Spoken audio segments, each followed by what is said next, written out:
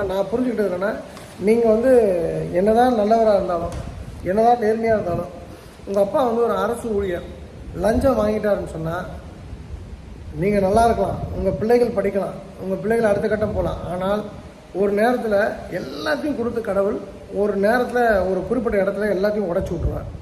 அதாவது வந்து மழை பெய்யும், 100 அடி தண்ணி ஒரு டேமில் இருக்கும். 100 அடி சேர்ந்தாச்சு, ஒரு அடியாக சேரும்போதெல்லாம் சந்தோஷம் வரும் இல்லையா?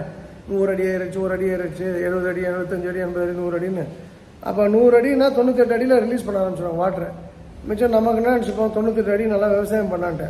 அந்த டேம் உடஞ்சா என்ன ஆகும்? அது போல தான் நமக்கும் பிரயோஜனம் இல்லை. அந்த டேமை மறுபடியும் ரீபில்ட் பண்ணால் டைம் ஆகும். இது போல் பாதிப்பை லஞ்சம் வாங்கினவங்க குடும்பத்துக்கு ஏற்படுத்தும்.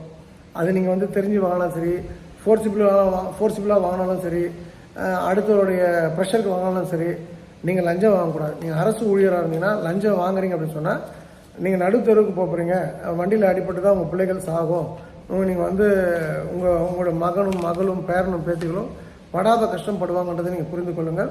லஞ்சம் வாங்குவதை தவிர்த்து விடுங்கள். லஞ்சம் கொடுப்பதையும் வந்து மேக்ஸிமம் அவாய்ட் பண்ணுங்கள்.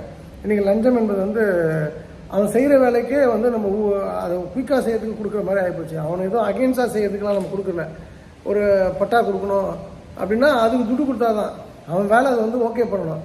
ஆனால் அது கூட தலையை சொறிவான் சார் அப்படின்னு. சரி இந்த 3000 ரூபாய், 5000 ரூபாய், 4000 ரூபான்னு இதெல்லாம் வந்து ஒரு டிஃபால்ட் ப்ரொசீஜராக போயிடுச்சு. அதை கூட நீங்கள் அவாய்ட் பண்ணிக்கணும். நான் சொல்கிறது என்னென்னா, நான் லஞ்சம் வாங்குவது கூட வந்து மேக்ஸிமம் மூவ் பண்ணுறதில்ல. நீங்களும் மூவ் பண்ணாதீங்க. ஸோ இது ரொம்ப முக்கியமான விஷயம்.